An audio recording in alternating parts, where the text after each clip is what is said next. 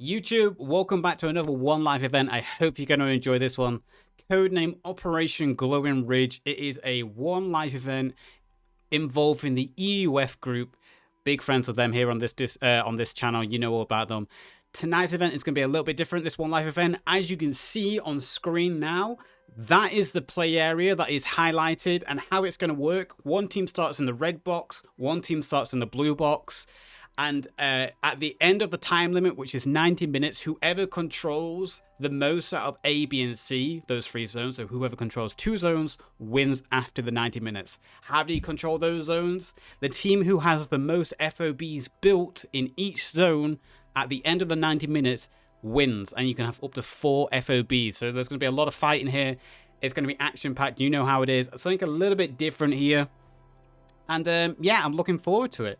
Clans involved tonight, I will just go over them briefly. They're still joining. We've got the 363 VD, IR9, the 5th GB, and I believe the 6th GA might be joining us a little bit. They're just running a little bit late. Aside from that, that's pretty much the rules here. It's your standard one EUF rule base. If there's anything different, I'll explain it throughout the gameplay. Now we're going to shift over to and skip straight to the gameplay. But before I do that, I forgot to say, if you like this, remember to, like the video and subscribe. Now to the gameplay. Bye-bye. Live. Okay, there we are. I'm going to close Twitter now. Here we are, YouTube. I hope the little introduction was enough to explain the match for tonight. But we are live now with this unique One Life event where two teams are going to be competing to secure 3 sections. I will just show the map again. What we're fighting over. Let me just open it up. So this is the area of play tonight. It's all the highlight areas. The red and blue are the starting areas for both teams, and then A, B, and C. If I just zoom in, that is where the teams are going to be fighting for. The team who controls the most sections after the 90 minutes will be the winner. There are 2 respawn ways allowed for both teams to use, and there are also 2 tanks, but only 1 tank may be used per action phase, so only 1 tank can be at play at any time. And already we've got a lot of action going on as both teams push forward to secure sections of the map. They're already looking to secure areas of B. We've got the 363 over here getting along a hard wall.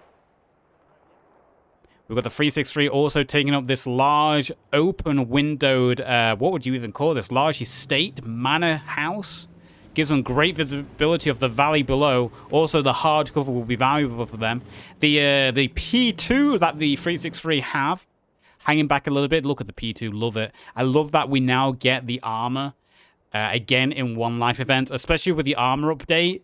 Having these tanks now in One Life event is going to completely change how One Life events work. And over on here, we've got the, I want to call it the Samoa. I think it's the Samoa, right? That's the Samoa tank that the IR9 are using. IR9 are being joined by the 5th GB division tonight.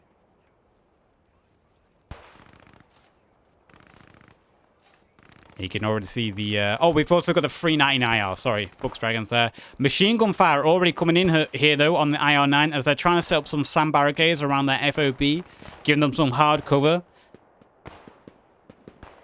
And if we just zoom further south, let's have a look at the positions. Look at it. We've basically got a World War I situation going on. Almost makeshift trench systems that both teams have taken up positions by these hard stone walls. We've got the IR9 spreading out along this wall here. Thick bushes in that wall, giving them some hard cover. And the IR9 and the 5th GB also have control over this little village-esque area, village side. The cliffside village, giving them some great hardcover buildings to play with, some great visibility to watch over the valleys below. So I imagine this is going to be a little bit of a slow build up to this game. We've had the first casualties there. It is the IR9 who are playing the Allies tonight. The 363 VD are playing the Axis forces. So we've got the IR9 Rumbo, the first casualty here, and I don't... Did he fall out of a tree? What happened here, Rumbo? What happened? Did you fall? Not quite sure what happened to Rumbo. But nevertheless, you can see the IR9 getting them sandbags up quickly, giving them some hard cover. I wouldn't be surprised if a tank, and there's another machine gun fire. Look at that machine gun fire. Hetzer, just by the skim of his teeth there, dodging the machine gun fire as it just flies straight over his head. And I wouldn't be surprised if we start seeing some tank fire soon, some artillery blasts from them to start dislodging their opponents. I imagine this is going to be a very slow matchup so far. We've also got a couple more casualties. 363 suffering some casualties here. Ports goes down. And we've also got a casualty for the 5th GB and that Cliffside Villa. I'm not sure if there's actually... Yeah, there's no names to these places. At least I can't zoom in on the map enough to see the names, unfortunately, for these places. So I'm sorry about that. Can't zoom in to see the name on the map for what this village is. Maybe I can see it on the other map very quickly. Can I zoom in or is it a little bit too blurred? Saint Medard. Okay, Saint Medard is this little village here. Saint Medard. And the big estate building is Rustain. And then further south, if my map opens, where the FOB is in the south, just below the red line of infantry, that is called Vespin. So there we go. We've got a few names now to help geography-wise our location. We are playing on Sunset of Dinan. Did I say the name of this event? Operation Glowing Ridge, what was given to us by chat. I can't remember who gave us the name, but I'm stealing it. Let's go on board. Let's get a little bit of action here. Let's hide names for a while so we can see action a little bit better. We can hear the tanks. Oh, and a big blast there. The first tank. And I mentioned it might be the tanks that are the first one to cause a lot of injury here. And you can already see the tank there. The P3. Doing a lot of damage here to the IR9 and the FOB that they built. Lots of casualties. It is going to be the tanks that are going to be the breaking in of the defensive lines here. And that P3 doing a lot of damage with its cannon. Bunch of casualties. Only Blitzkrieg and Lipate are still live. Lipate literally just by the... So lucky he got those sandbags down. That's the only reason why he's still up at the moment. Got a team kill there. First team kill of the event. Cart from the IR9 taking down Witton. So that's a big kill there from that P2. There is tanks on the rear, though, that the Allied forces can use. But that's a good start there for the 363. We did mention the tanks were probably going to be the breaking point hit for this match. And now with the armor update, remember, tanks can penetrate through surfaces. Their capabilities are a lot more dangerous. You are no longer safe in buildings. If they have APHE or even AP, they can penetrate buildings and they can kill occupants on the inside of buildings and on the other side of hard cover. So these tanks are going to be the big talking point of this match here. 363 VD moving forward just a little bit, creeping forward steadily. Really do have that World War I kind of situation where it's just teams moving through hard cover best they can, using these walls, using the divots in land basically as trenches to move on each other. While we've still got the section here holding up this large building, and you can see the fortifications have been going down on the inside here. This is called Postain, I think it was called. The sandbags going down to try and give it a better defendability here for the squadron on the inside. You can hear the sandbags being built up, the FOB on the inside, and that is how the game is going to be won tonight. Remember, both teams can have up to 4 FOBs. And how a zone capture works, you have to have more FOBs in a zone compared to your rifles and have them up for 10 minutes. We've got the Samoa moving forward now. IR9, who are the crew of the tank? Let's have a look. Philip and Cumlord. Philip and Cumlord are in the... I think it's called the Samoa. I could be wrong. I always get the French World War II tanks mixed up. I'm pretty sure this is Samoa. We'll have to see how that deals with the P3 of the German forces. But yeah, we've got a very steady match going on, very slow. See the 363 slowly moving. Lots of hardcover. That's one of the advantages of playing on a Chapter 2 or a Chapter 3 map. There's a lot more hardcover for you to use. If this was a Chapter 1 map, this would basically be an open field. Good luck running across it. But because this is a Chapter 2 map, there's a lot more hardcover that the infantry can play with in these one-life events. You can see all the rocks, the trees, the bushes, the random little... infrastructure of the walls and things all around make it a lot better for teams to shoot and move, advance with safety, and get into new positions. Another team kill there, this time from the 363.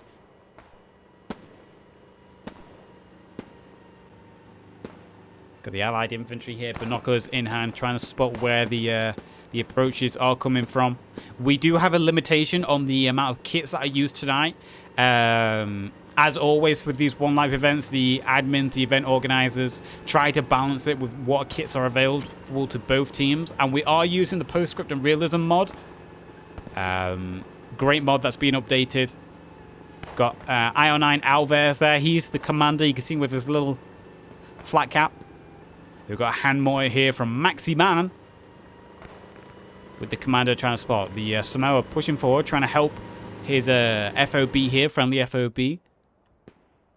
Good sandbag wall in front of him, giving him a little bit of hard cover. What exactly does the mod do? Oh, so many changes, it's really hard to list. It basically makes the game more realistic. It increases weapon sway, changes how stamina works. It adds new weapons, adds new tanks, adds new uniforms to the game. Different fortifications you can build, new map layers. It updates lighting, updates the graphics of some things, adds new toys to play with, adds new abilities in the games. Like you're soon going to be able to drag soldiers, like in Squad. As a hand torch, so on nighttime maps, you actually have a torch so you can see in the darkness. Yeah, the Post Scriptum Realism mod is probably one of the best mods this game has, if not the best mod currently, with the amount of changes it adds. And it's supported by a lot of clans. A lot of clans work on this mod to make it as good as possible. So we've got the Allied forces, the R9, reinforcing the FOB that they built here. So I am going to have to keep tabbing out to look at the map. So we are actually fighting over Section B right now. So if how things stand, it's hard because all the FOBs are the same color despite, you know, being different teams. It does look like that, I would say it is the German forces who have the most FOBs up currently within Zone B. I think the 363, because they hold Rust-In with an FOB, and they have an FOB a little bit further south over here. Both of these are within the section of B. And you can see the 363 doing a good job. They've secured some hard cover themselves now. They found this little outcropping farming house here. Or village house with the well. Some good hard cover that they can use now to take advantage of to defend that FOB. Game time is 90 minutes. So at the end of the 90 minutes, we'll have a winner. If by then, though, both teams can run out of tickets, they can run out of lives. Only 2 respawn waves per team. So we might not reach 90 minutes if one team runs out of lives. We've got the smell once again, moving into position. I want to see this French tank start to take some shots. We haven't seen the French tank shoot yet. So it'd be interesting to see the French tank to take some shots. Maybe shots within the large manor house in front of us. Some AP into the window would be excellent to see from him.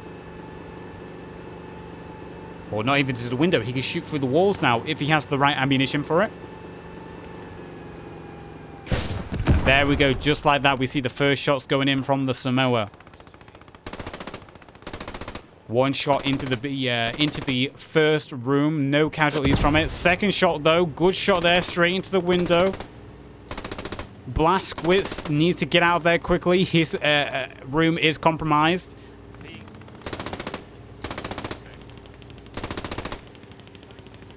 Enran goes down. He gets sprayed down by the Samoa's coaxial machine gun there. You can see his body being absolutely littered with machine gun fire there. As the P2 dropped down onto the lower road, it now needs to move into position to help push back this tank. IR9 of the Allies pushing forward a little bit now, reshifting their position, moving more towards the northern side of the map, trying to break through. Blazkowicz bled out there. Was unable to tend to his wounds in time, and he's actually bled out. Or he actually disconnected. If he bled out because he was disconnected while bandaging, I feel so unfortunate, so sorry for the guy. And yeah, we called it. The Axis team, the 363 VD, have secured Section B. So now they can start pushing forward to Section A. They did have the more FOBs in the area. So now they can start working and pushing towards section A. But at first, they need to break through the defensive line of the Allies here. And you can see they're not giving up. They've not backpedaled. They're not falling back. They're gonna hold their line and say, "Look, you've taken B, but we're still gonna fight for it, and we can get this back." You can see the battle line is still being strong here for the IO9, the Allied forces, just holding along this wall. And I do like how they've been spread out in these in this formation. You got the 5th GB over here trying to hold down their cliffside residents.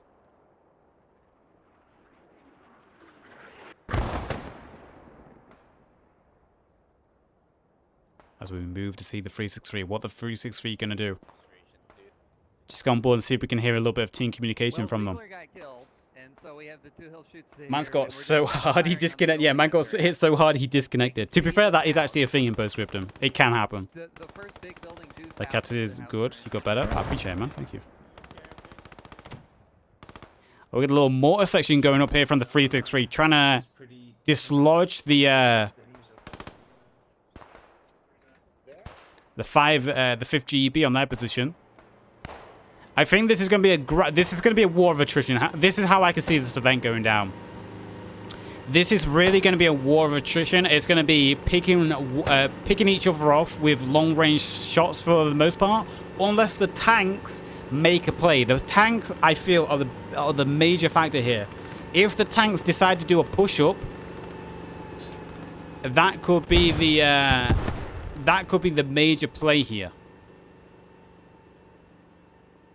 Another shot there from the Samoa lands into the large manor estate building. Oh, and a big shot there. We just caught it. Wolf and Graf there as they was just trying to exit down the stairway. There's just nothing's left. Well, there's a few pieces left. There's a few pieces left, but yeah, not a lot. Oh, and a long range shot there on Arwald. So you can see the Allied forces here suppressive fire not only from the tank but also the rifle and machine gun fire, putting suppressor on the 363 VD here. And they've actually sustained a lot of casualties here on the north side. They need to send that information back towards the rest of the team to tell them there's been a big concentration of firepower coming in on the northern side. Something like this, as with all One Life events, communication is limited. Only radio men can communicate between squads. There is no squad chat. You have to do it all locally. So there's no squad chat. The only communication between squads has to be done by radio men. So it makes it real hard to share information. That's why a lot of time you'll see runners. There's actually runners these teams use in these events where one person, their task is purely to run from squad to squad to share information. Is friendly fire a thing? Yes. Friendly fire is a thing. You'll see friendly fire pop up in a little bar whenever you see any kind of friendly fire.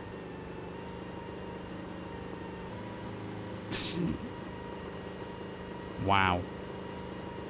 Headhunter. At some point he was taken down.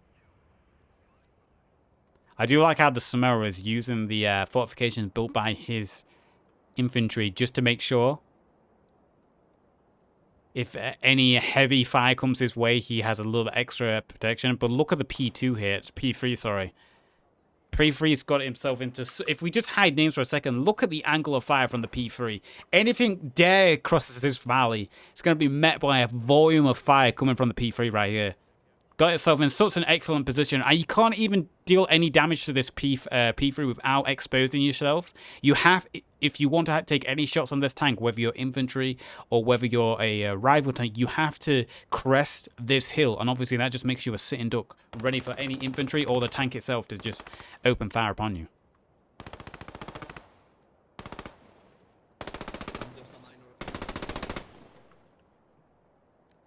Got some suppressive fire going down here from the 363. You got that MG34. You can see it firing across to St. Menard, I think it was, where the 5th GB division were holed out. Better eyes on the left of the building. You got the spotter. I feel bad for anyone who was the MG assistant, especially if they're having to use your body as a bipod. And that machine gun is just firing over your head. Guaranteed, you're going to be deaf within seconds. You can hear the Panzer III revving its engine. As the spotter is trying to spot any infantry for his machine gunner there. We've got the P3 pushing forward just a little bit. Let's see what the P3 is up to here. Safe to say, there's not going to be any sneaking from a tank in this match. The tanks are all very loud and they're playing in a very small area. And it's an area that is hard to maneuver by tanks. Nevertheless, Gore goes down there. He gets sprayed by the coaxial of the P3. You can just saw the shots going down range there as the P3 moves forward onto this little dirt road, which is another little divot, another little valley. And good job there cutting off a reinforcement wave coming in from the Allies. They still use that MG tactic in our army. What, really? You mount on the back of a soldier? I feel. Hopefully they give them earplugs or something. Even then, I imagine you'd probably still go deaf. I imagine they have like triple layer. They'll have like an inner plug, then an outer plug, and then an over plug to make sure they don't go deaf, right? Because that would be insane. They have earplugs, but it's loud. Yeah, that's insane. I imagine they have like 3 earplugs. They just have one. That doesn't do anything. It's like, even if you work in like a plane, you have like triple protection. You have like your inner plug, which you shove into your ear. Then you have like a outer plug that you put on you can put between a extra ear muff. That's insane. Look at the 5th GB here, though. Look at the movement they're doing through this there. This is what I love about these Chapter 1 and Chapter 3 maps. The extra level of detail in the levels. The extra bushes, the trees, the rocks. It adds to such more immersive gameplay, but also just more opportunities to do flanks, to get into positions to attack or defend. And that is what the Allied forces are doing here. You can just see them slowly moving around.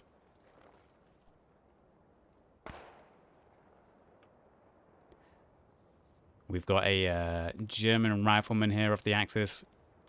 Part of the 363. Let's just go on board him at the moment. He's trying to scout forward for his team, trying to get himself into a good position. He knows there is Saint Menard up ahead of him.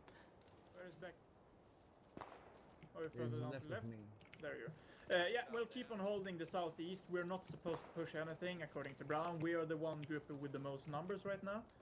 Okay. So, Bismarck, don't push any more from there. Box. Do you need an ammo box? No, I haven't shot a single box. Just the one that goes in your ear. That sucks. That sucks for them. I feel bad for them. Hopefully they get compensated for going deaf. Else, so go for it.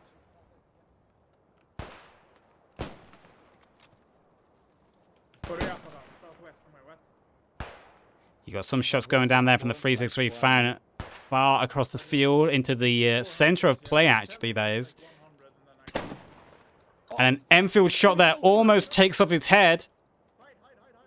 East 48, East 48. That Enfield shot ricocheting off the tree there, and he got so lucky moving back here. Who is this? Bismarck. Bismarck literally inches away from losing his life there. And Bernard goes down just like that. Grenade goes out. It's going to be hard to land some grenades here. As the Allies have crept forward. Look at this sneaking force of the Allies. Great play from them.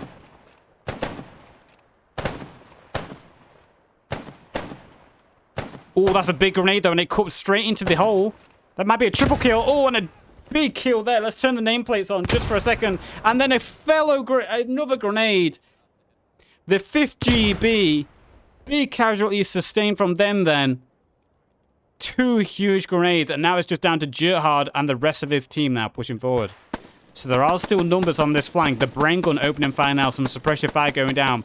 Becker and Bismarck are the first line of defense here. Bernard was the first victim to fall. Fuchs.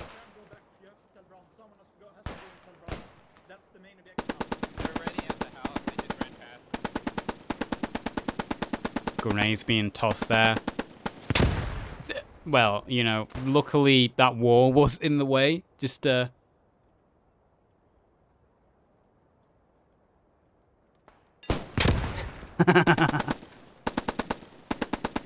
Hey, man.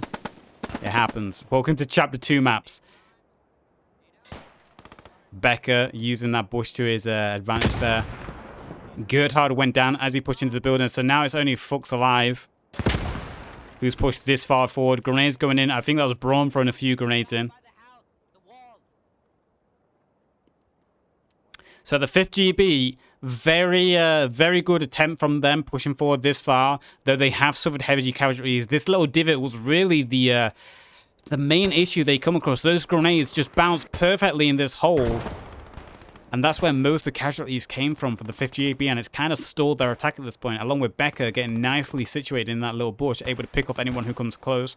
Fuchs now being suppressed by that MG34. You could just hear it firing through the windows, making sure Fuchs has no area to escape, and the reinforcements are starting to trickle in. You can see the reinforcements from the 363 moving to support their team the best they can on this open and exposed flank. Let's just open up the map to see what's happening on the map. Map-wise, things have stayed pretty much the same. We've got the Samoa pushing forward, actually. We might have a tank battle in a second, so let's just go on board over here. We've got the Samoa and P3 very close to one another. The Samoa is pushing forward. Let's just hide the names for a second. Will the Samoa keep coming on this push? P3's got itself situated very nicely. Honestly, I don't know who I'd put my money on here. Since the armor update, I'm not clued in on what is the preference tank versus tank in certain situations. Samoa is heavily armored on the front, but it has the weaker gun of the tanks. On a frontal engagement between the two, it could really go either way. I would maybe put my money on the Samoa to be able to deal more damage on vital components on a frontal engagement. But the Samoa is slower, louder, less maneuverable than the P3. And you can see actually the Samoa is backing off a little bit. It doesn't want to go down into valley, probably wisely so. He doesn't know what kind of infantry support there might be there. Doesn't know what he might run into. We've got mortars going on now as we head back to the south. Becker is still alive in his bush, and the 5th GB, or what remains of the flanking squadron here from the Allies, looks to be retreating. Mortars coming in now to suppress. At some point, it looks like Fuchs went down as he was trying to retreat away. And the 363 managed to hold well in the south. Gonna have to watch out for those mortars, though. So mortars might end up doing a little bit of damage to friendlies if they're not too careful. Is there another mortar coming? Do I hear one? I think he got. Oh, never mind, I think. No. I think it's fine.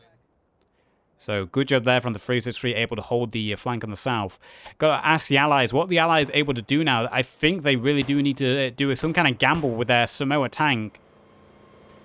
Use it somehow to try and inflict as many casualties as they can, or just to punch a hole somewhere where infantry can flood in.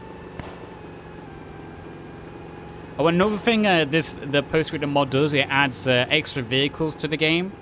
And it also adds headlights that work on nighttime maps for a lot of vehicles. They don't work for tanks yet, but a lot of transport vehicles like trucks and cars, they have working headlights, which is really cool. Got a little bit of a tug of war going on with these tanks a little bit. One pushes forward, the other one flanks, the other one retreats. Obviously, tanks are very loud. They're fighting in a very confined area. It's not hard to tell where your opponent tank is. So you got the tanks moving back and forth. A little bit of a dance going on from them. It'll be interesting to see which tank is the first to open up an engagement. And we might have it right here, as the Samoas decided to take up the hill instead. And it's slowly trickling forward. Any second, we might have the first tank engagement. And there's the shot from the P3, and I think the P3 penetrated straight into the crewman. Yeah, Cumlord has gone down.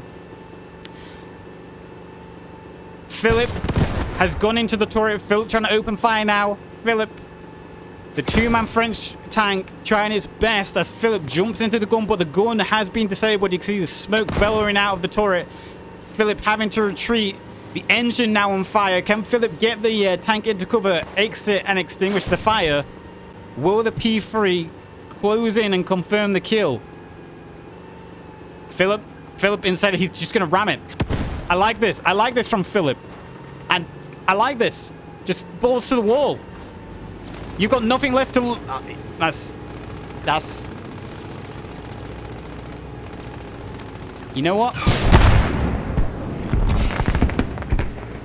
It's the effort and it's the attention that matters. He tried. He was going full on robot wars there. I respect it. He did what he could. Full on respect to Philip there. Meanwhile, we had a few infantry move forward. You see Hannibal here. Hannibal, Death Crime, Flu, they were moving forward. I'm not quite sure why Hannibal was moving forward. Maybe they were AT, looking to try support and deal damage to the P3.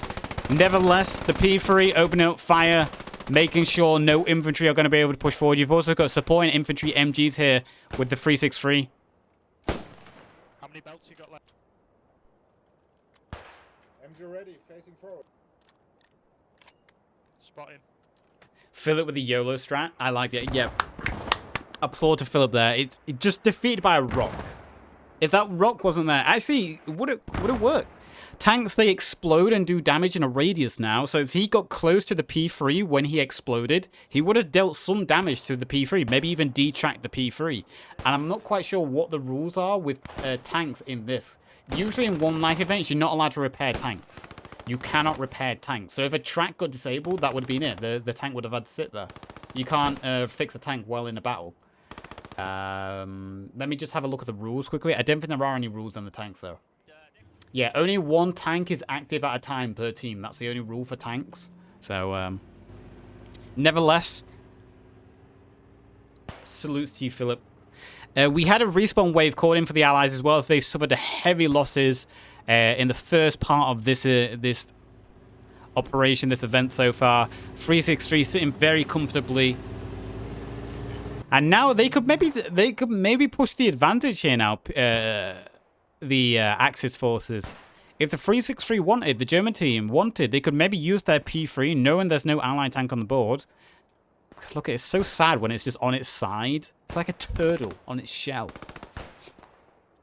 The German forces could maybe take advantage of this, using their tank, maybe push forward more, claim some more hard ground, make it so the Allies have to push for more control of the map. But I think they might just sit comfortably. They might just sit like, hey, we control 2 sections. No need for us to push. We're just happy to sit here on the defense.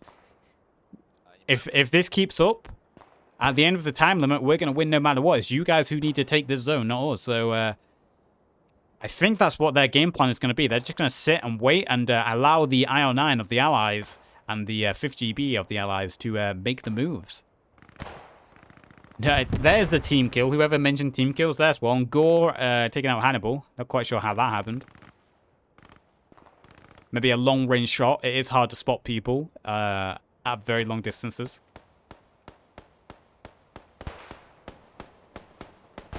I just love seeing the tracers.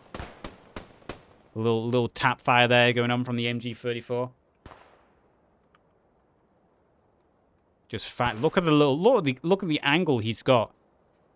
He's got the hard cover of the earth to his left, and he's just able to fire across the hills in a good position with his spot with the binoculars nearby as well, able to call out any targets for him. Make it easier.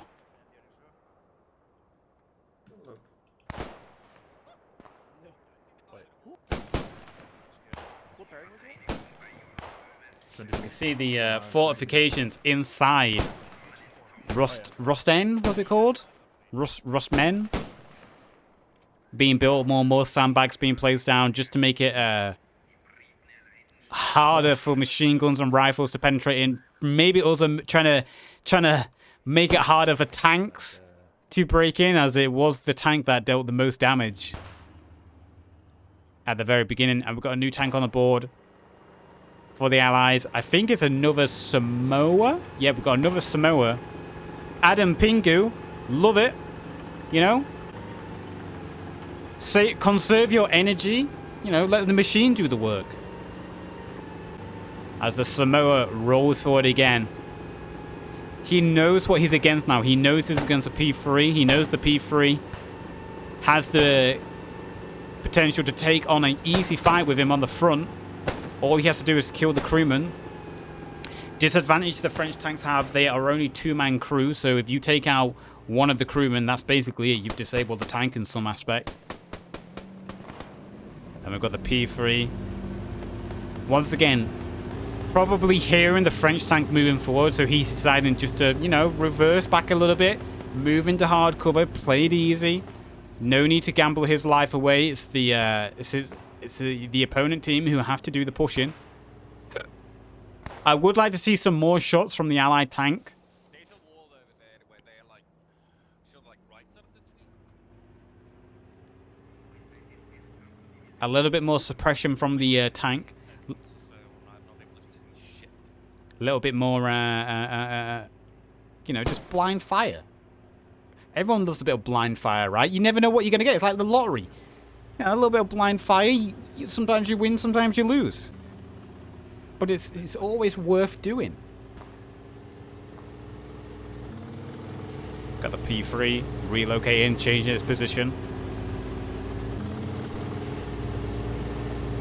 I love his little head popping out like, woo.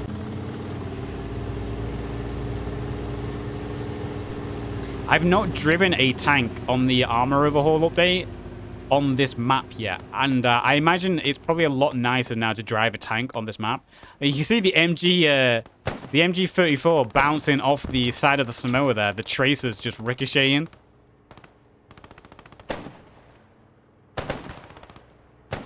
Obviously the machine gun's not going to be able to do any damage to the Samoa, but it's interesting to see the infantry using the tank as a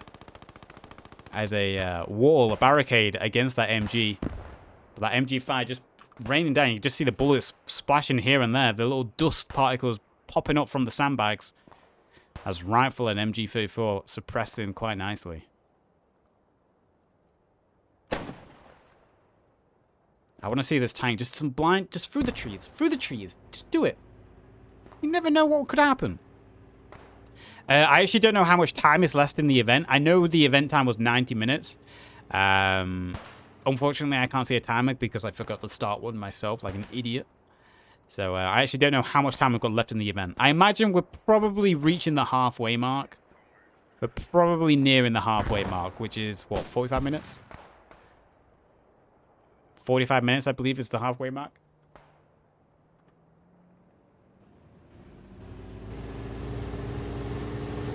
We've got the P3. Moving up to the top of the hill, really. Next to the large manor house. If a spotter can call out the P3, the Samoa, just like that, the Samoa has eyes on. Killed the gunner of the tank who had his head out. And that's it. The P3 has its engine disabled. It's going to be burning. Crewmen cannot get away, and just like that, the Samoa, interesting tactic from the Panzer III. Not quite sure why he decided to move up on this angle, knowing there's a emplacement from the Allies. The Panzer III is now kaput. Man, I love the new visuals and the ammo firing out when it explodes and everything. But this could be a sign for the Allies to push their advantage. German tank out. The Samoa could now take the opportunity to push forward. And you can see a volume of rifle fire and machine gun fire going out from the infantry here, suppressing that large estate building. Now could be the time for the Samoa to push forward if he needs to figure out how to escape this elaborate setup, though. They have the advantage of armor on the board. They don't want to waste it now. This might be the only chance they get at this part of the game. Can I send links? Links should work. Yeah, I've changed it so you can now post links in chat. As long as it's my clips, you know. As long as it's my clips. Don't go posting anyone else's clips. Unless I give permission. There we go. I'll have a look at it later, Texan. It's been 37 minutes since the match started. Fair enough. You can see the Samoa open up fire there, putting some shots down onto the large estate. Putting shots through the window. Through the walls.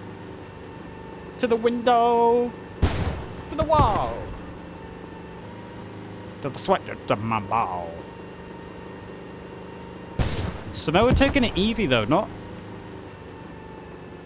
rushing forward, buying his time, maybe waiting for the infantry to be more organized next to him. Maybe, you know, there's going to be a combined push, or it's just using the Samoa just to suppress and try, like we said, blind fire. You never know what you're going to get.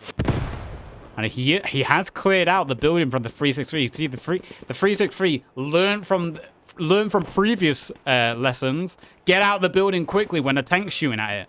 Do not sit in the building when the tank starts firing at it. They've learned this time, not just to sit there. We've got a lot of small arm fire going on as well further south, but this is really just... I feel like it's just testing small arms fire, just, you know, trying to pick off someone here and there. I can hear the Samoa moving yet again. It's moved back next to the FOB.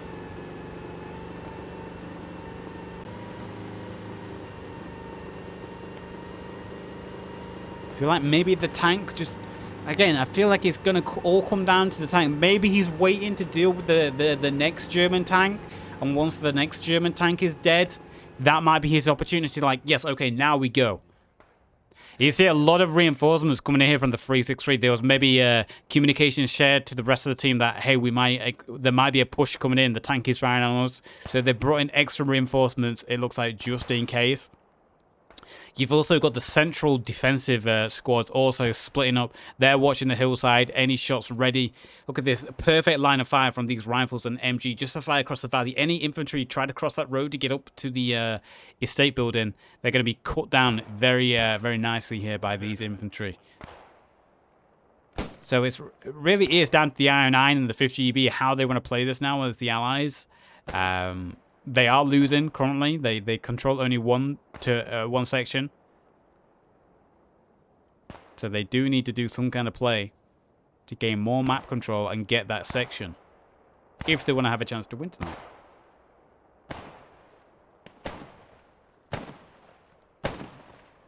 Go on, Rumbo. I believe we've actually got a casualty there. Don't know if that was Rumbo, but you can actually see Aaron Brom. He's gone down yet again.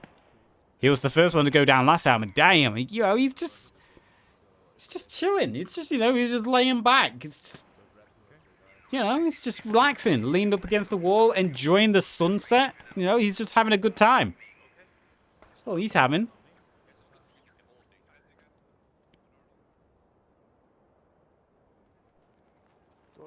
Why'd you stay here?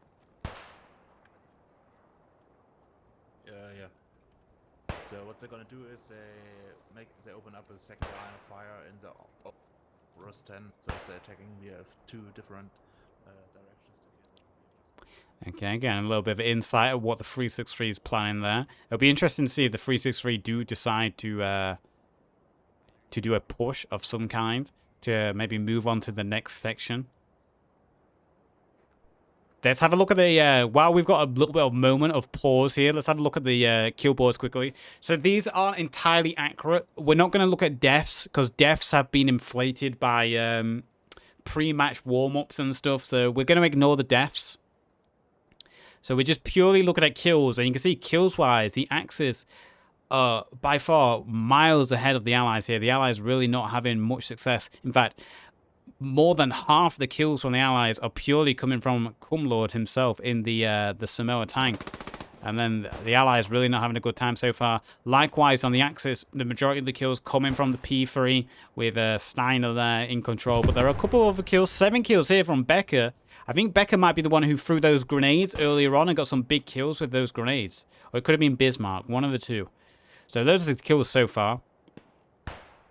So you can see the Axis, the 363, definitely have the advantage. They're in the defensive position now, so they're going to maintain their advantage, you would expect. As the P3 has moved forward yet again. This time a little bit further back. Just slowly inching forward. Hey, you guys, tank We don't have we compass don't bearings. we don't have compasses. That's another thing the I Post see. Scriptum update does. 12 o'clock is for you, to the right of your tank. To the right of you. And a big shot there from the P3 as he's trying to put pressure on the Samoa. The Samoa's engine has been taken out. Good shots there coming in. Philip and Lord jump from the tank. I guess there must be a rule from the tankers. They're not allowed to extinguish the tank. But that's it. Just like that, the Allies have lost their armor.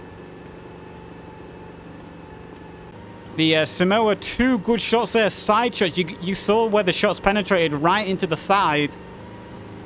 The first one dealing with the transmission. The second one just stealing the fate. And the Samoa is now cooking, ready to pop any second. So the Allies now 9. No more tanks for them. The Allies have lost their tanks. And again, that just puts the advantage back on the 363. They have the P3 on the board. They're currently winning. Will this spur the 363 to do some kind of push here, though? Now, knowing the Allies have lost their second tank, will the Axis forces decide, you know what, let's just go for it. Why not? We're already winning. We've been winning the gunfight so far. We have the support of a P3. Let's just go for it. Let's just go Hail Mary. Let's try to take the last zone. Do you think there's any way the Allies do you think there's any way for the Allies to disable the P3? Yeah. They should have. Let me have a look at the. I can tell you what kits they have available. So the Allies have 3 ATs at their availability. So they're definitely able to disable it. They have 3 combat engineer ATs, so they'll be able to disable it if they can lure it in. They can also, destroy the periscopes, things like that, just slow it up. But you can actually see the Allies are deciding to fall back at this point. That P3 putting artillery fire down on this position. Feeney's the only one behind, as Lord Phillips, Marcus, Rumbo, and everyone else is just dropping back now. I feel bad for Feeney. It's like he didn't get the message. Oh, I think he actually disconnected. Feeney! No! Yep, there he goes. Hey. I wish sometimes I had that ability in real life, You just disconnect from real life. Just like, pop, gone. You're at work, your boss is like, hey, can you do this for me? I need you to do this by afternoon. Can you get this? And you just, pop, gone. You pop back in like 5 hours later. It's like, oh, sorry, what were you saying? You wanted me to do so? Oh, it's time to go home. Will you look at that? Home time. I'll do it next time.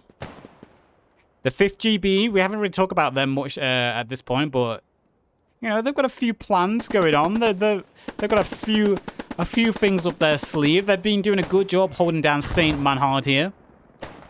It'll be interesting to see if, like I said, the 363 decide to push on their advantage now, knowing they have tanks on the board. I found out. Yeah, all right. I found out. Feeney was just like, all right, I'm out. I'm not dealing with a P3. I'm out. I'm done. You're on your own. That sun's. Oh, Jesus Christ. Otto the Fat, welcome. What a name. Thank you for the follow. Kiss, kiss. See, the P3 now just positions down. I don't think the 363 are going to push. I think the 363 will just sit here. I mean, it's not in their what do you call it? It's not in their benefit to push. They're currently winning the match as it is. There's no real benefit for them to push at this point. They can just comfortably sit and hold.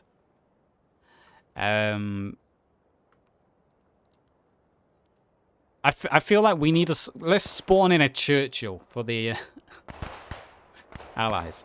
See, the problem the Allies has is they had French tanks. If they had a Matilda, things would have gone a lot differently right now. Should have given them a Matilda. Would have been a different. This game would have been it would have been over. Frankly, with a French tank on the board, this game would have been over. An English tank, sorry. The game would have been over immediately. Easy win for the Allies with an English tank. Bring out a wandering Matilda. It's a real shame I can't hear both teams talk without tabbing to both teams. That's an interesting stance on my man there. It's like squatting. Damn, his thighs must be made of iron. Christ. Drexler, Jesus, man. You don't skip any leg day. How do they determine what kits they put in before the match? Basically, the event organizers, they have a lot of experience, so they kind of know what's balanced and what isn't. A lot of the people you see playing here, a lot of these teams, a lot of these clans, they've been playing Post Scriptum for many years. But they also communicate between each other, so the event organizers will talk to both teams and clans to figure out what would be balanced, and they all come to like an agreement. So it just comes down to experience and just communicating between parties, basically, to think what would work. Since the armor update, a lot of things are differently balanced now, so they're still finding what is balanced since the armor update came out. But also, because they're using the Post Scriptum Realism Mod, a lot of balances have been made within the mod as well. Like I said, there's a increased recoil of a lot of guns. There's increased weapon sway when aiming with guns. So there's a lot of balance changes being made with this mod as well to make it more realistic. Usually the balance is come around to limiting MGs, so both teams have the same amount of MGs or automatic weapons. And if there's like tanks on the board, it'll make sure both teams have equivalent number of anti-tank capabilities. That's basically the big balance options that come in. You'll also see in some events we cast. It's not purely one. It's not like one faction versus one faction. So it's not just English and Germans versus each other. Sometimes there's mixed factions. So sometimes one team will be half English and half French units. So you'll have a complete different range of weapons to use, or English and American, or in the future, Italian and Germans in the future.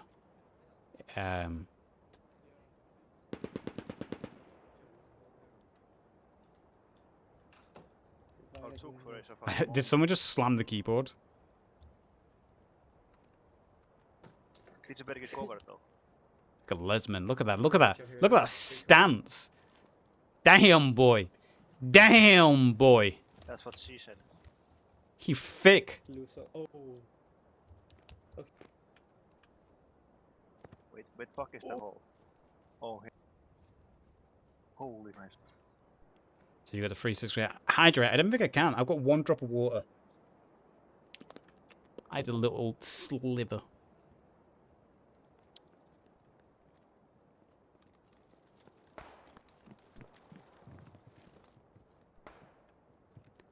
FGB still holding their position, so it's kind of boiled down to a bit of a stalemate at this point. The Allies have lost their main asset to push, and the 363 don't really need to push at this point. They are kind of winning. Not quite sure what's going on here. So the Allies have lost their key asset to do any kind of pushes, and the 363 who are winning the match currently don't really need to push that much. We are having some smoke screens come down on the P3 though, a little bit of Woolly Pete. Woolly Pete really not going to do much against the P3 aside from blind it temporarily as he decides to push forward more and more. Moving himself into this dirt road again where he had a little bit of success earlier on. And it's actually a good position for him to sit now. Any Allied infantry want to try push towards Rosette, the manor house behind him, basically has to expose themselves to the tank. The tank there in a key position. And the 363 kind of kept them a little bit, quiet of what they were doing. But they've sent out a little bit of a scouting party here.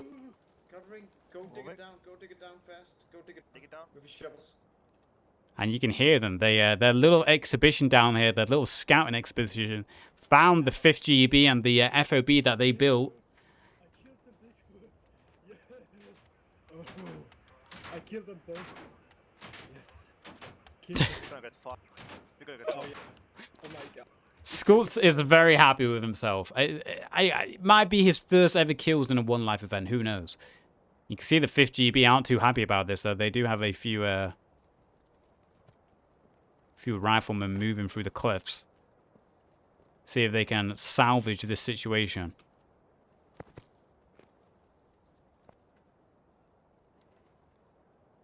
Send in a couple of good English chaps.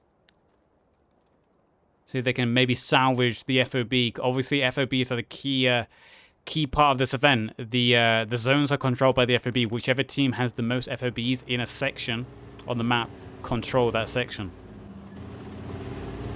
And the Allies, they still have the FOB over here in the north, despite it being evacuated because the P3 was putting under a lot of pressure. The FOB over here is still up and running. So if the 363, and I believe they already have, the 363 did remove that FOB. So this FOB was in section B, so it would have been slowly starting to contest the zone because it'll be 2-2 FOBs. But now that FOB is being removed, the 363 once again, majority FOBs in the zone control it, and they can just sit easy again.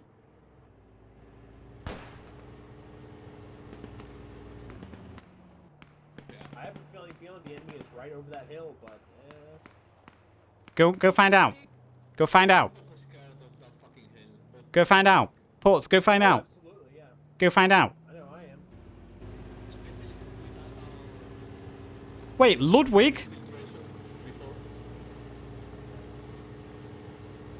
I'm glad YouTube's going well for you, Ludwig. It's good to see you back on Twitch.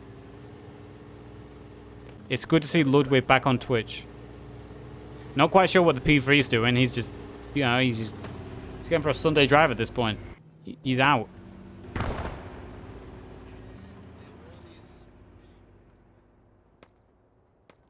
It's a bit of mortar firing down there. So again, we've kind of got into a stalemate situation where, you okay, Gore? You about to do something to that rock there with that knife?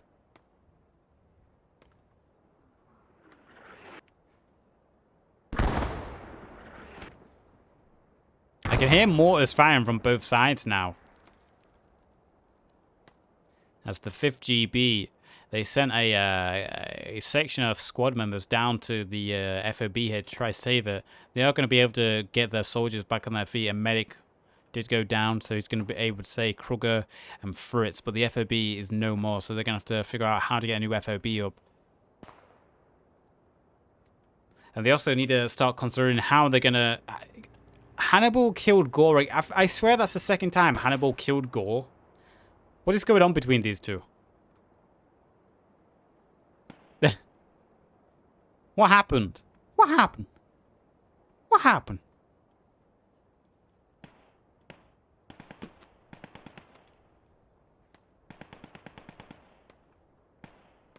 Hannibal just, you know, relaxing.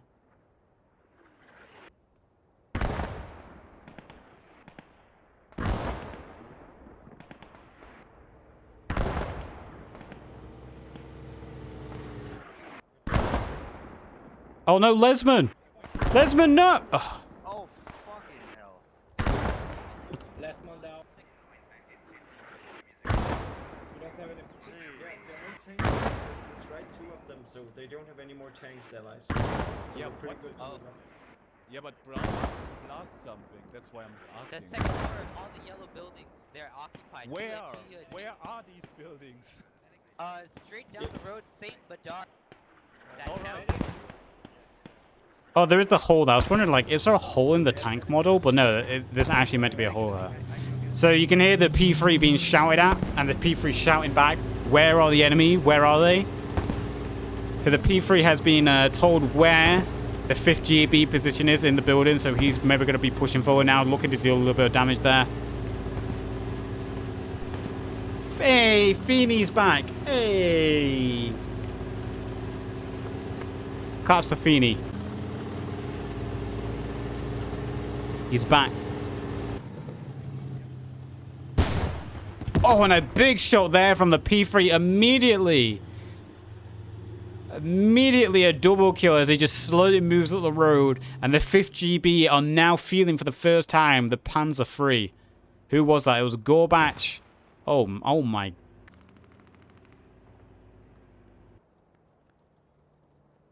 Holy shit. It's like I'm playing Doom all of a sudden. It's like I'm playing Doom all of a sudden. That was the Bren Gunner, and I'm not quite sure what Schling was, but what an immediate impact there from the P3 in the southern side of the battle.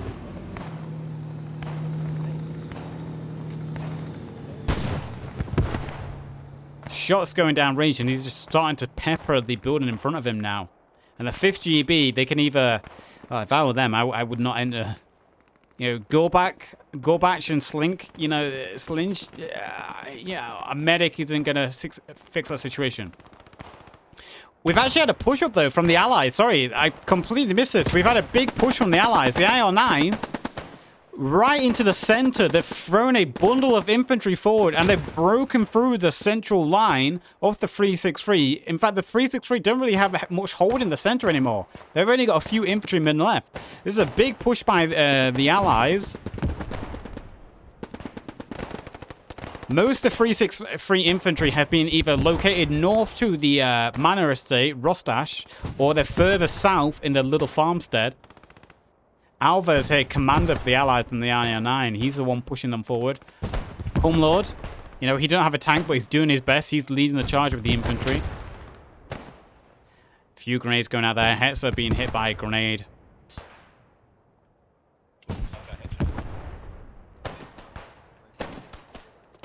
I hear Kumalo's pistol. Oh, Kumalo goes down. Alvers goes down. Lesman is going to go down again.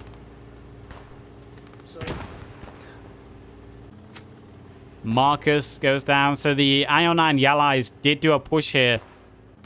But that push has been temporarily halted.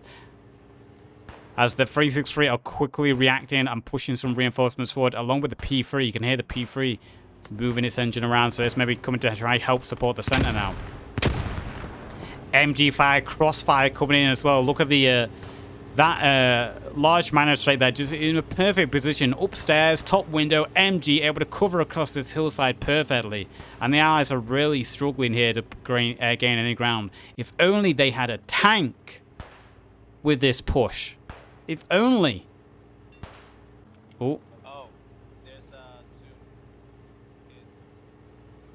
Match time is now 1 hour. 1 hour, so we've got 30 minutes left. I don't know if we will make it to the end because a lot of casualties are being exchanged here for the Allies, and eventually, if they don't have enough numbers, the match won't be able to continue. Another team kill there as the 5th GB tapping away at their own team. Maximan gets tagged by a brain gun way further back.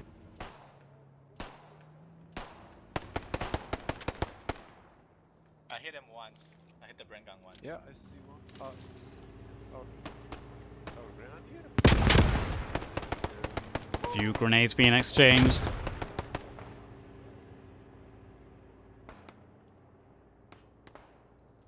As all eyes. Wait, was that a grenade? It was. Arnwald did spot the approach and he tried to throw a grenade. Feeney goes down. Arnwald gets another kill there, and Disco. Grenade goes up, not quite sure where it landed. A little bit too far. Hannibal is still alive. Second grenade goes up. A little bit too far. Headhunter's the only one alive now in the north. Just down here, down this ridge. I got you. There's one that is 24 degrees.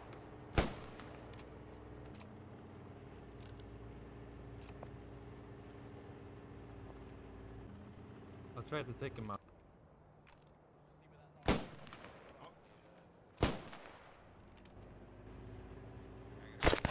Oh. Armhold. He was looking to find Hannibal, and Hannibal luckily has a guardian angel further back on the hillside, able just to pick him off. But the 363 still hold a very commanding position here. They have the hard cover of that building. the center has been reinforced quite heavily from the 363. And with numbers dwindling here for the Allies, they could either call on more reinforcements from the 5th G maybe to push these positions, but it's not looking great for them. The Panzer III getting himself into a little bit of trouble. I think he actually might be stuck. Or he's just trying to put himself in a good position to cover the north.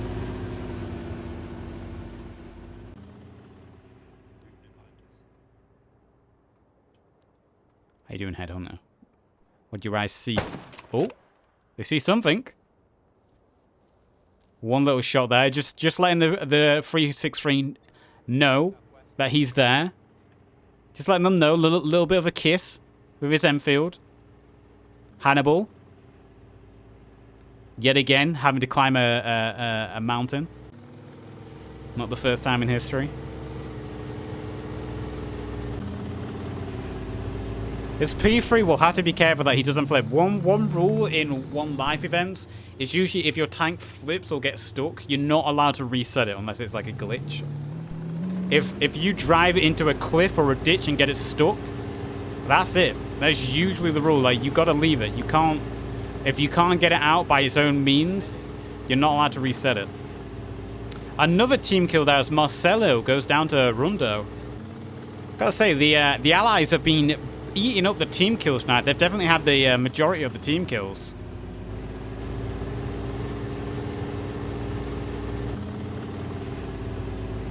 How do you reset it? You press buttons. Yeah, you get out, hold F, and you can either reset it left or reset it right, and it'll like it will nudge the tank a few feet left or right. Or if it's like flipped over, it'll like flip it back on its the right way around.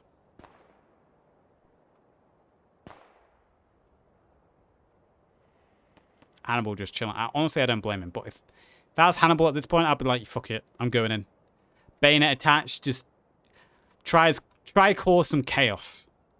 Try cause a little bit of chaos. I just simply wonder, should we be building the fort FOB or what?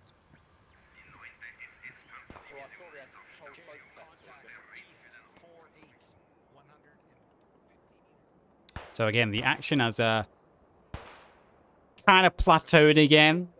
One life events, we'll get a burst of action, then things will come down. Only Cumberlord, the one alive now. As the 363 have been doing a good job. Again, that's the advantage they've had, the 363. They've had this hard cover in the south, and they've had the hard cover in the north. And it's just able to crossfire whenever there's been an approach. The north can cover the south can cover the north. And that's exactly what happened here in the center. The machine gun fire and the advantage positions from the 363 was just able to hold back this big push that came in the center. Got a bit of shift in the play now, though. We'll have to see what the Allies do. Got some movement going on. The 5th GB is still holding strong in St. Bernard. Maybe it's time that, you know, they just throw caution to the wind and decide to do another big push like they did earlier in the game. They had that sneaky push along the cliffside earlier. Oh, another team kill there. As Zinko and Lysander both take each other out, I think, with a grenade. Little misthrown grenade. Some big grenades from the Allies. Trying to blast their way into the position of the 363 on the southern fob. Panhard once again. Panhard getting a little bit stuck. Panhard, the P3, sorry. The Panzer III. Yeah, the Chapter 2 maps aren't very good for driving tanks on, let's put it that way. It's very hard to navigate, even with the armor overhaul, through these mountains with all the cliffs and the trees and the rocks. It's not easy to navigate a tank on these Chapter 3 and Chapter 2 maps.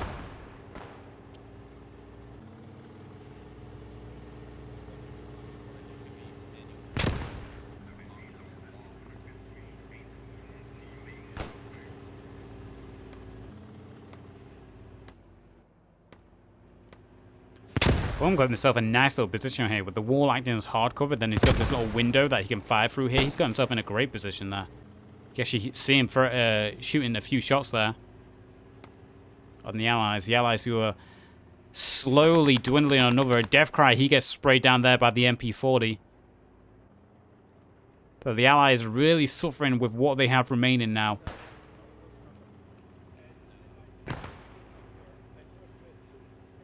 Where? Bearing. Back here, right in front of you. Oh, well, that's guy dead.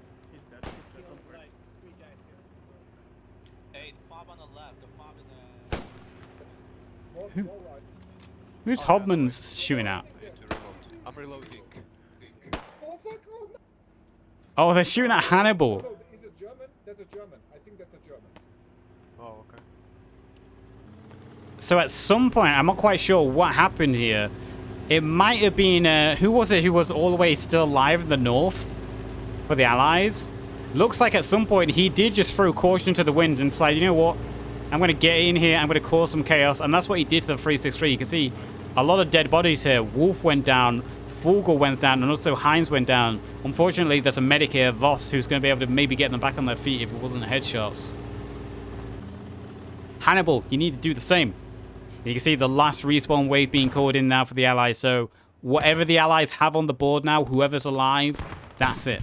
They cannot respawn. This is the last respawn wave for the Allies. And immediately, the P3 move into the northern position as the respawn wave comes in. Look at that immediately from the P3. The respawn wave that was just called in, cut down into pieces. As the P3 just blind fires through the trees onto this fob, through the smokes. The mortar is doing its best from Maximan to try to blind the P3 so the rest of the infantry can get away. But the damage is already done. Disco, Headhunter, Field Marsh, all going down. And Glory, he's also going to go down. 363 getting a little bit of a team kill there. Alvis and Maximan, the only one alive in this group now that survived. And the rest of the team, apart from Gore. Oh, what a big smoke there. I think that was a misthrown smoke from the Allies. I think they someone threw a smoke raid accidentally. Is it almost? Don't know what's been going on tonight with the misfire and the friendly kills from the Allies side. It's been a little bit rough. But what reinforcements they did manage to get away, they're now calling away. But that was good work there by the P3. P3 continually shifting its position throughout the match, and this time at the perfect time, just as the respawn wave was called for the Allies, putting shots down, getting a bunch of kills. Great timing there from the Panzer III. And still putting some shots in the cliffside here.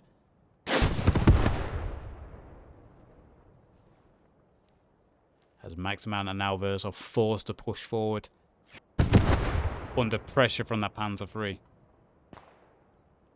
What's going on, Draxler? That's a interesting tree you found there.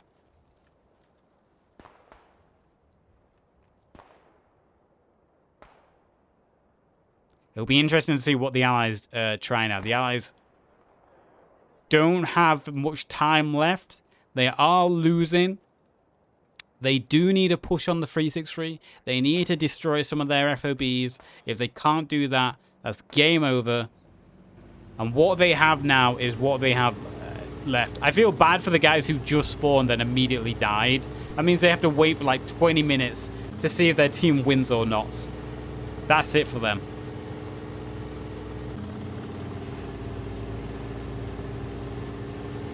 The Panzer III just prowling, scouting along the hillside. I love how the tracks stop now. Previously with the armor overhaul, before the armor overhaul, the tracks would never stop moving, even if you're turning. Now with the tank, if you're turning right, the right track stops moving. I love that. I love seeing that. I love seeing the tank actually work, how tanks actually work.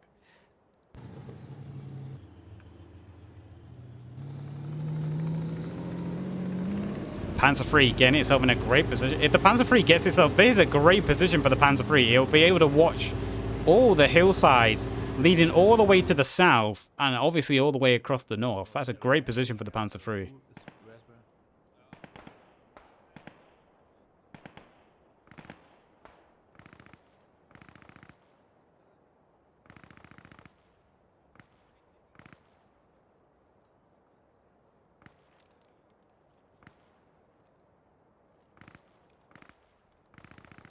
Let's see what Alvarez does here.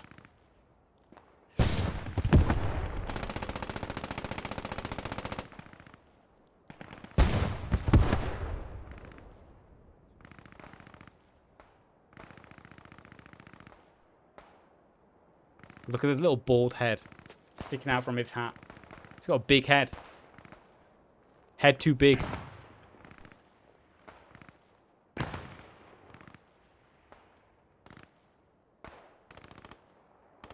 As it looks like the Allies once again tried to funnel into the center with a little bit of a push, but you can see Lysander, Zinko, they go down. Walker throwing a grenade out there. Good grenades going out. Cart goes down. War is probably going to go down. War goes down. Marcelio manages just to survive, unless this one manages to get him down. Good volley of grenades going out there. Almost got him, and doesn't matter. Wilco finishes off with a little rifle shot there. And, that's all what's left. Yeah, they're gone. They're dead. So good job there from the 363, cutting off the central push. Big volume of fire coming out from the Allies, though. They concentrate forces a little bit more south now. Big volume of fire. But look at the machine gun. This is just the machine gun fire yet again from the tank. And also the MGs over on the hillside and the house. They're able to fire all the way down to the south. If I just hide names for a second. Not quite sure how Lauren is shooting through. He probably sees something different to us.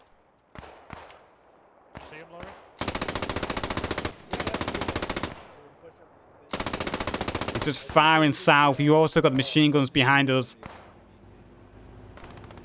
You can see the green tracers there just firing down to the south towards St. Menhard.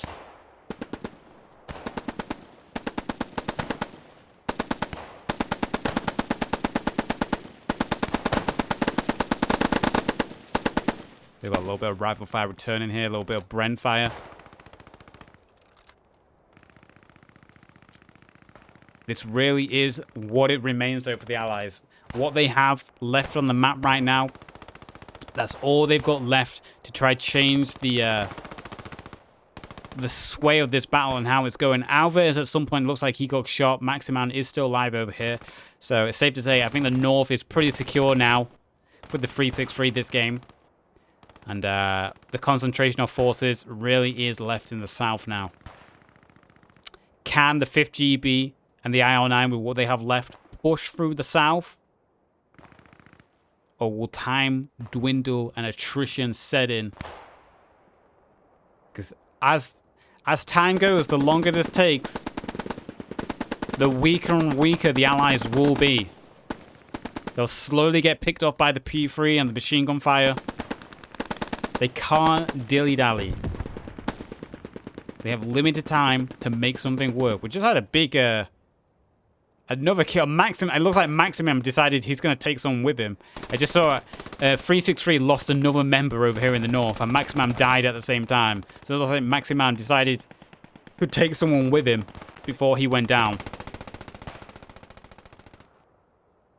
That's actually the coaxial of the Panzer III firing all the way down here in the south. And you can see the bullets splashing along the rooftops, along the walls.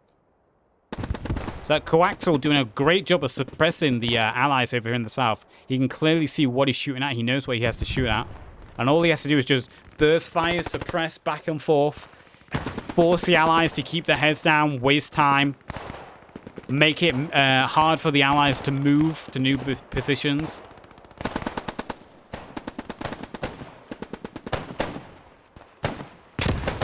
Oh, and a big grenade. Another team kill there. 2 team kills go out as these grenades are mismanaged just a little bit. Either they're bounced off trees or they're just not thrown far enough. The Allies really have suffered with a lot of team kills to game. And oh my god. Jesus Christ. Look at a volley of grenades going out there.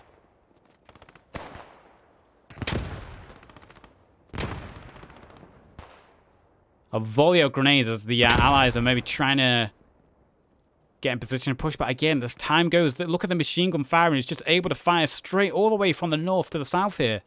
Just picking them off one by one. There goes another one. Blitzkrieg, he goes down. He gets, I think that's a rifle actually. A Kar 98 picked him off. Feeney, hey, he's alive. He's back. And I, honestly, with what's left on the board, looking at what they have to go up against, I think that's GG for the Allies. Unless they can do some kind of miracle push, they need to push. They need to push in a way that the P3 can have no effect on the battle. They need to find some kind of route where the P3 cannot be involved at all. If they can get into position to attack without the P3 being involved at all, then there's some hope. But with what they have left now, and the Allies just dwindling, numbers going down and down and down, time running out, it's only going to get harder and harder for them. I'm hungry. Anyone else hungry, chat? I'm hungry. I'm hungry, chat. Are you hungry? I'm very hungry. I'm very hungry. Are you hungry?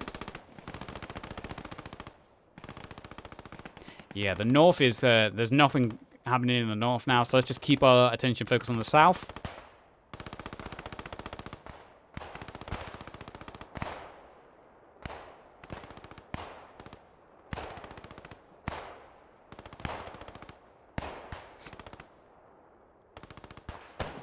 I love seeing the tracer just bounce off the ground.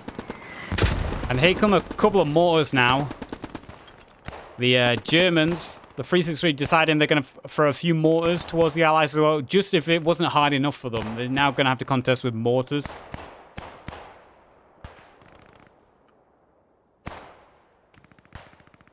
I got food while watching. Currently, I'm just playing military marching songs. Nice. Yeah, I need to get some food after this. But the only thing I've eaten today is this. I just ate this today. That's it. I ate the full tube. So I'll need to get some food after this. You just saw in the courtyard there, just in the gateway, the machine gun straight along the wall. Another name added to the kills. I think Winifred also got killed through the other doorway next to him.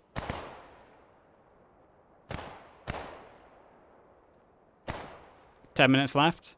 10 minutes, and I think there's only about 10. Let's just do a quick count. 5, 6, 7, 8, 9, 10, 11. Yeah, it's only about 12, 13 people left for the Allies.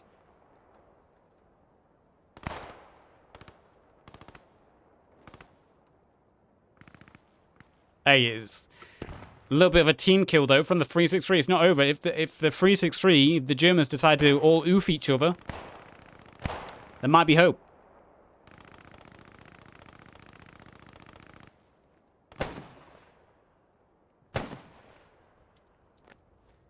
You know, the medics there doing their best. Winter. Good job from Winter there, trying his best to keep his team in this fight.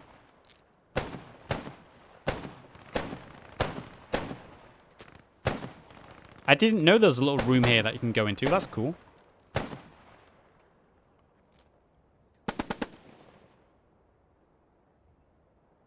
It's not the first time the Germans decided to oof each other in history. True. Although I think they'll be pretty happy about this game and how it went.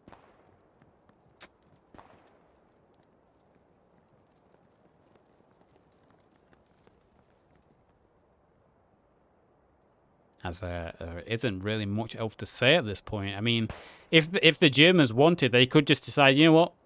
Send the P3 forward. Just drive the P3 along the southern road here. Drive it to St. Menard's and just be like, all right, P3, clear them out. Finish the job. Finish the job. We're going to have a look at the kills again quickly. So just looking at the kills because the other stats are a bit inaccurate. 63 kills for the Axis. Only 24 for the Allies. So you can see the amount of kills really is now shown on display here. The Panzer III, 24 kills to his name. 10 from Becker. But yeah, the tank, the Panzer III has really been the major nail in the coffin here for the Allied side. The Simonas, the first one didn't have any success, but the second Simona on the board did manage to take out the German tank quite easily as well. Got it in a good little flank. But at that point, the Allies really didn't push their advantage with the armor. They kind of held back. And the moment the second P3 rolled forward for the Germans, it just immediately took out the Simona. And from then, the Allies just had no assets on the board that they could deal with that tank. With 6 minutes on the board, you saw the time. Look at this building, man. What a nice building. Ignore the hole. It kind of like my house. My whole house has a hole in the roof. Not that big, but, you know, it still leaks. But... So yeah, I think it's time, maybe. I mean, this is the British Army. I think it's time. Bayonets attached, and you just charge. Over the top and charge. Over the top here and just charge. Bayonets attached, boys. Get ready for the whistle. And just charge. Go for it. Go for it. Last resort.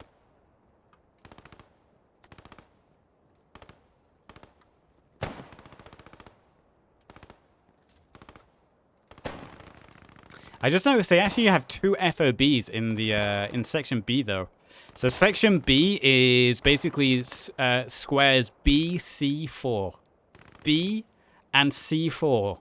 So both teams have 2 FOBs in that in section B. So it is technically contested, but I don't know. I don't feel too good for the Allies here when in terms of how much strength they have on the board. I don't think even then it's going to be enough. And speaking of which, I think Ports and Hockman here, they've been given their orders to go look and scout. So I don't think the FOB in the north will even last very long if they manage to find it in time. Look at the MG though, just continuously firing. Again, the Allies just what can they do at this point aside from attach bayonets and charge? Go out like a hero. Over the top. You can do it.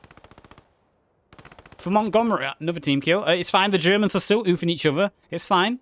It's fine. Couple of oofs still on the German side.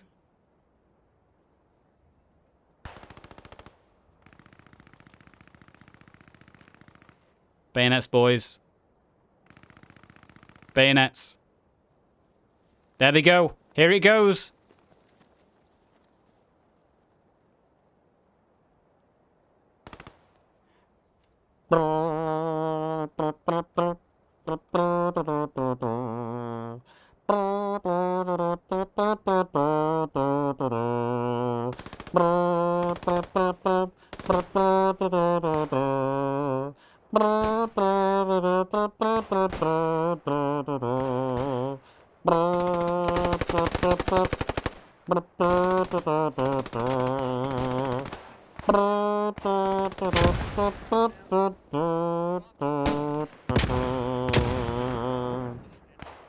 IO9, last-ditch effort from them. They're pushing straight down the center.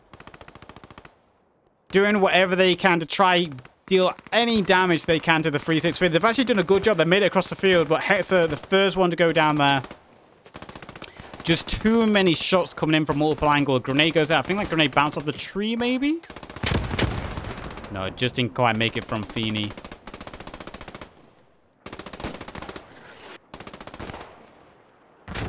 As the rest of the I-9 squad, Blitzkrieg, Hannibal, Lepant, Marcus, and Petey Puncher headed towards the north. But again, there's just so much for them to deal with. Marcus, he's the first one to go down this little section. Another team kill from the 363. It makes sense. Germans are slowly oofing each other. We did call it. Come on, Feeney. Don't be a weenie.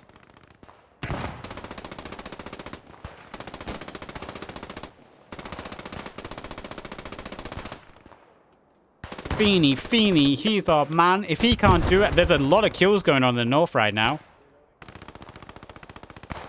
You can see the squad, only Blitzkrieg and PT Puncher are alive. Again, it's just the tank, the MGs on their position.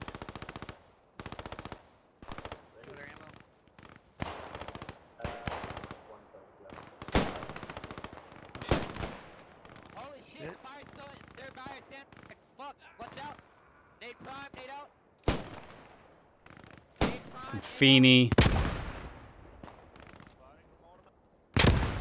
Just wasn't able to.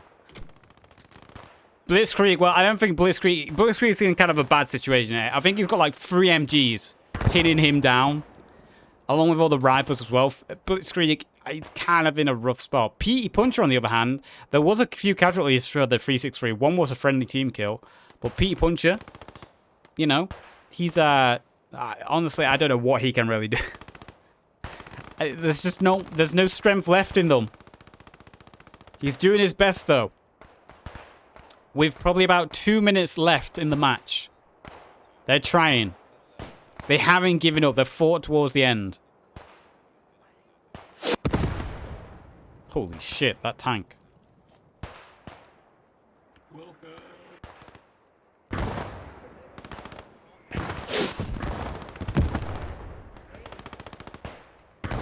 You can actually see the 50 GB if I managed to take in the building in the south as well.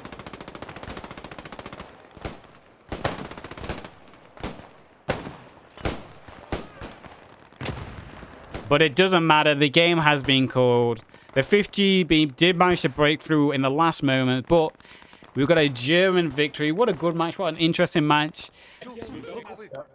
We'll look at the kills quickly, just so you can see them. So you can see 69 to 25, massive for the Germans. 25 kills for the tank there. That's going to be the most, with 10 kills for Becker. On the Allies side, I think it was the tank crew. 4. They had more than 4. They might have already disconnected. I enjoy that though. I hope YouTube audience, those watching on YouTube, I hope you did as well. As always, please do remember to like and subscribe to the YouTube channel, and I will see you next time.